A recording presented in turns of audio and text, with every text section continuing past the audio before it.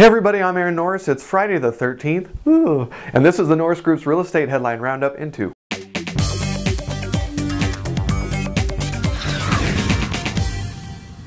First up with the national numbers, CoreLogic says home prices slid 4.3% year over year. Zillow says home prices are now back to 2003 levels. Yikes.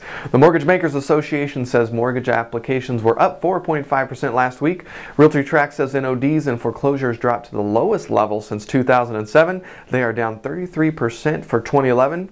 There has been now over 4 million foreclosures in the last 4 years. On top of the Dodd-Frank bill, the MERS scandal, and lawsuits from all over the globe, mortgage servicers can now expect another round of government interference. Federal Reserve Governor Sarah Bloom Raskin blamed the housing recovery and economic conditions on the servicing industry and sees more need for new regulation and oversight. Of course. Chairman Bernanke is taking lots of heat after his letter went to Congress proposing an REO to rent program to help clear the market.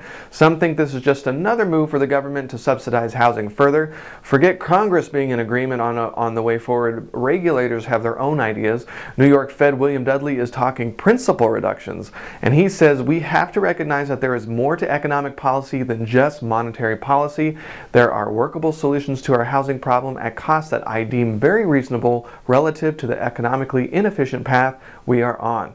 2012 is going to be so much fun. Fannie Mae has rolled out an unemployment forbearance policy similar to that of Freddie Mac's. It gives servicers the ability to stall the foreclosure process for up to 6 months if the borrower meets certain criteria. So if you've got clients that need something like that, check it out. Fannie Mae CEO Michael Williams has resigned and will step down once a successor is chosen. That leaves the government to find executives for both Fannie and Freddie. Looks like it might be a great job, right?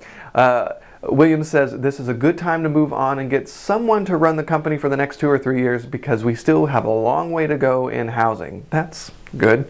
FHFA is trying to limit losses to the GSEs while others want the two to prop up the entire housing market. To date, Fannie and Freddie have cost taxpayers around $151 billion.